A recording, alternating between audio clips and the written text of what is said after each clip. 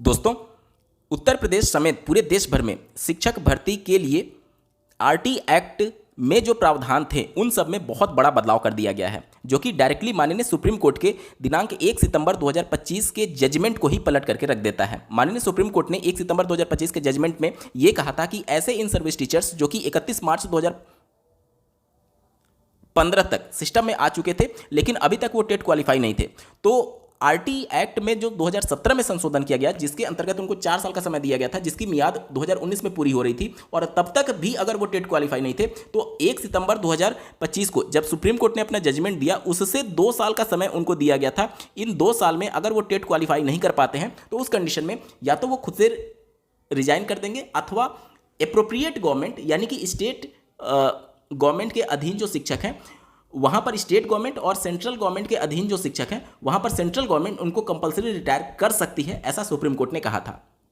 अब इन सब के रिगार्डिंग मैंने आपको पहले भी बताया था कि इन शिक्षकों को तभी राहत मिलेगी जब संसद से आरटी एक्ट में बदलाव होगा। अब आरटी एक्ट में महत्वपूर्ण बदलाव कर दिया गया है। क्या इन सभी शिक्षकों को टेट से पूरी तरीके से छूट मिल गई है? इन सबके रिगार्डिंग डिटेल में बात करेंगे और ये वीडियो ना सिर्फ इन सर्विस टीचर्स के लिए बल्कि अगर आप शिक्षक भर्ती का वेट कर रहे हैं जो कि आरटी एक्ट के प्रावधानों के अंतर्गत ही होगा तो आपके लिए भी ये वीडियो देखना बेहद जरूरी हो गया है। नमस्कार दोस्तों, मेरा नाम है नीरज, आप देख रहे हैं कैरियर बिट यूट्यूब चैनल। अगर आप इस चैनल पर पहली बार विजिट कर रहे हैं तो इसको सब्सक्राइब करते हुए बेल आइकन को प्रेस करना ना भूलें। यहां पर आप देख सकते हैं राज्यसभा में मार्च 2026 में जो बिल प्रपोज किए गए, पास हो गए, उनके बारे में यहाँ पर जिक्र किया गया है। टोटल 150 पेज का ये पीडीएफ है जिसमें अलग अलग जो बिल हैं उन सब के बारे में जिक्र किया गया है। चूंकि हम लोग आरटी एक्ट के बारे में बात कर रहे हैं जो कि पेज नंबर 131 से प्रारंभ हो रहा है, तो सीधे हम लोग पेज नंबर 131 पर चलते हैं। आप अपने स्क्रीन पर देख पा रहे होंगे हम लोग आ चुके हैं पेज नंबर 131 पर और यहाँ पर देख सकते हैं ये है bill number this and this of 2026। अब ये बिल किससे संबंधित है? अब बिल फर्दर टू अमेंड मतलब होता है संशोधन करना, किसमें? राइट टू एजुकेशन एक्ट 2009, यानी सीधे तौर पर आप समझ सकते हैं आरटी एक्ट 2009 में बदलाव के लिए ये बिल जो है वो पास किया गया है। अब क्या बदलाव हुआ है इसको ध्यान से समझिए। देख सकते हैं आप इस संशोधन को जो आरटी एक्ट में किया गया वो संशोधन 2026 के नाम से जाना जाएगा, आरटी एक्ट अमेंडमेंट बिल 2026 के नाम से, और ये तुरंत प्रभाव से इसको लागू किया जाएगा, ऐसा इस गजट नोटिफिकेशन में मेंशन किया गया है। अब देखिए यहाँ से बहुत महत्वपूर्ण लाइन शुरू होता है।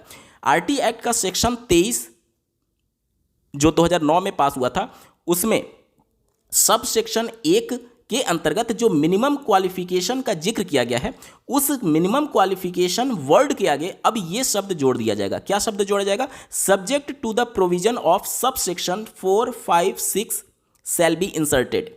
ठीक है, अब ये जो धारा 23 की उपधारा 1 में मिनिमम क्वालिफिकेशन के आगे ये वर्ड जोड़ा गया है, उसके साथ ही साथ ये पैरा भी उसमें जोड़ा गया है। अब ये पैराग्राफ क्या है? ये पैराग्राफ आप यहां से देख सकते हैं। यहां से देखिए ये पहला पैराग्राफ जोड़ा गया है, इसकी ध्यान से देखिए चौथे पैराग्राफ को, और इसमें साफ शब्दों में कहा गया है कि कोई भी एजुकेशनल क्वालिफिकेशन जो कि बाद में लागू किया गया है वो पहले के इन सर्विस टीचर जो कि आरटी एक्ट के द्वारा समय समय पर जो नियम बनाए गए हैं उसके अनुसार जो भर्ती हुए हैं उनको अपनी नौकरी बचाने के लिए या फिर प्रमोशन के लिए या फिर सीनियरिटी के लिए या फिर किसी भी प्रकार के टर्मिनल बेनिफिट के लिए कोई भी नया कोई भी परीक्षा या फिर कोई भी ऐसी चीज़ें हासिल करने की जरूरत नहीं होगी। ध्यान से समझिए, मैं पूरा हिंदी में आपको बताता हूँ। इस अधिनियम में या इसके अंतर्गत बनाए गए किसी नियम, अधिसूचना, निर्देश या दिशा निर्देश में किसी बात के होते हुए भी कोई भी शिक्षक जिसे इस अधिनियम के प्रारंभ होने से पहले तत्कालीन प्रचलित भर्ती नियमों, योग्यताओं, प्रक्रियाओं के अनुसार किसी विद्यालय में नियुक्त किया गया था उसे आरटी एक्ट जो संशोधित 2026 में किया गया है के प्रारंभ होने से पहले अधिसूचित या उसके बाद निर्धारित किसी अतिरिक्त योग्यता को सेवा में बने रहने, पदोन्नति, वरिष्ठता या अंतिम लाभों की शर्तों के रूप में प्राप्त करने की आवश्यकता नहीं होगी। यानी कि सुप्रीम कोर्ट के जजमेंट को सीधे तौर पर पलट दिया गया है इस आरटी एक्ट में संशोधन के माध्यम से। कहा यह गया कि इस एक्ट के आने से पहले या फिर इस एक्ट के बाद अगर कोई इन सर्विस टीचर जब वो अपॉइंट हुआ उस समय तक जो भी एजुकेशनल क्वालिफिकेशन डिजायर्ड थी या फिर रिक्वायर्ड थी उसके हिसाब से वो भर्ती में शामिल हुआ है तो अब उसको अपनी सेवा में बने रहने, प्रमोशन के लिए, सीनियरिटी के लिए या फिर किसी भी प्रकार के टर्मिनल बेनिफिट के लिए अब उसको किसी भी प्रकार की परीक्षा में शामिल होने की जरूरत नहीं है। ये चौथे नंबर पैराग्राफ का हिंदी अनुवाद है। 5वां नंबर पैराग्राफ जिसको अलग से जोड़ा गया है, इसके बारे में एक बार समझ लेते हैं, ध्यान से समझिएगा। 5वां नंबर पैराग्राफ जो है वो ये कहता है कि इस अधिनियम के तहत निर्धारित किसी परीक्षा या किसी अन्य अतिरिक्त योग्यता को उत्तीर्ण करने की आवश्यकता भविष्य में लागू होगी और केवल इस अधिनियम के प्रारंभ होने के बाद या उपयुक्त सरकार द्वारा अधिसूचित की जाने वाली भविष्य की तिथि के बाद की गई नियुक्तियों पर ही लागू होगी। यानी कि ये जो जजमेंट होगा या फिर कोई भी बदलाव होगा वो प्रोस्पेक्टिव लागू होगा, ना कि रेट्रोस्पेक्टिव। यानी कि जो आरटी एक्ट जब लागू हुआ 2010, जो आरटी एक्ट 2009 है वो 1 अप्रैल 2010 से पूरे देश भर में लागू हुआ और उसके संबंध में पहली अधिसूचना 23 अगस्त 2010 को एनसीटी ने जारी किया था। तो उसके पहले जो शिक्षक बन चुके हैं वो उस समय के तत्कालीन नियमों के हिसाब से बने हुए हैं, तो अब उनको किसी भी प्रकार का अपनी सर्विस को जारी रखने, प्रमोशन के लिए, सीनियरिटी के लिए या फिर किसी भी टर्मिनल बेनिफिट के लिए किसी भी प्रकार की परीक्षा से होकर के नहीं गुजरना होगा। ये सीधे तौर पर इसका मतलब है। 6वें नंबर पैराग्राफ में क्या बदलाव किया गया है इसको समझ लेते हैं। देखिए, इसमें यह कहा गया है कि इस अधिनियम के प्रारंभ होने से पहले या उपयुक्त सरकार द्वारा उपधारा 5 के तहत अधिसूचित तिथि से पहले नियुक्त या पद पर आसीन किसी भी शिक्षक को केवल किसी परीक्षा में उत्तीर्ण ना होने या उसे प्राप्त ना करने या इस अधिनियम के तहत निर्धारित किसी अन्य अतिरिक्त योग्यता को प्राप्त ना करने के आधार पर अनिवार्य सेवानिवृत्ति, सेवा समाप्ति, पदोन्नति से वंचित करना या कोई अन्य प्रतिकूल सेवा परिणाम भुगतना नहीं पड़ेगा। यानी कि सीधे तौर पर उन सभी इन सर्विस टीचर्स को राहत दे दिया है कि अब आपको कोई भी टेट क्वालिफाई करने की आवश्यकता नहीं है, कोई भी टेस्ट इसके संबंध में क्वालिफाई अगर वो नहीं कर पाते हैं तो उसके कंडीशन में उनकी सेवा को समाप्त नहीं किया जाएगा। सीधे सा ये मतलब है, ठीक है। चलिए, 7वें नंबर पॉइंट में यहाँ पर यह क्लियर किया गया कि उपर्युक्त सरकार इस अधिनियम के प्रारंभ होने से पहले नियुक्ति या कार्यरत शिक्षकों के व्यावसायिक उन्नयन, प्रशिक्षण और क्षमता निर्माण के लिए दिशा निर्देश निर्धारित करेगी। ऐसे उपायों को सेवा सुरक्षा या पदोन्नति पात्रता से नहीं जोड़ा जाएगा। यानी कि समय समय पर जो ट्रेनिंग इन सर्विस टीचर्स को दी जाती है वो सभी एप्रोप्रिएट गवर्नमेंट वहाँ पर करती रहेगी, लेकिन इस ट्रेनिंग को पास करना या फिर इसमें फेल होना उनकी सिक्योरिटी से, सर्विस सिक्योरिटी से नहीं जोड़ा जाएगा और ना ही उनके प्रमोशनल एलिजिबिलिटी से जोड़ा जाएगा। यानी कि सभी इन सर्विस टीचर्स को पूरी तरीके से सुरक्षित कर दिया गया है आरटी एक्ट में बदलाव करके। यहां तक क्लियर हो गया। अब आरटी एक्ट का सेक्शन 23 जो है, यानी धारा 23 जो है, उसके बाद धारा 23A को जोड़ा गया है, जिसके बारे में जानना और समझना आपके लिए बेहद जरूरी है। धारा 23A का पहला पॉइंट यह कहता है कि इस अधिनियम में या इसके अंतर्गत बनाए गए किसी नियम, अधिसूचना, निर्देश या दिशा निर्देश में किसी बात के होते हुए भी इस अधिनियम के प्रारंभ होने से पहले नियुक्ति या पद पर आसीन शिक्षकों की सेवा शर्तें, पदोन्नति के अवसर और सेवानिवृत्ति लाभ किसी नई योग्यता आवश्यकता के लागू होने से उनके प्रतिकूल रूप से परिवर्तित नहीं किए जाएंगे। मतलब कि बाद में अगर कोई नियम आता है तो उन सभी टीचर्स पर इसको लागू नहीं किया जाएगा, सीधे सा ये मतलब है। दूसरा पॉइंट के बारे में ध्यान से समझ लीजिए। इसमें यह कहा गया है कि इस अधिनियम के प्रारंभ होने के बाद या उपयुक्त सरकार द्वारा अधिसूचित तिथि के बाद निर्धारित कोई भी योग्यता भविष्य में लागू नहीं मानी जाएगी।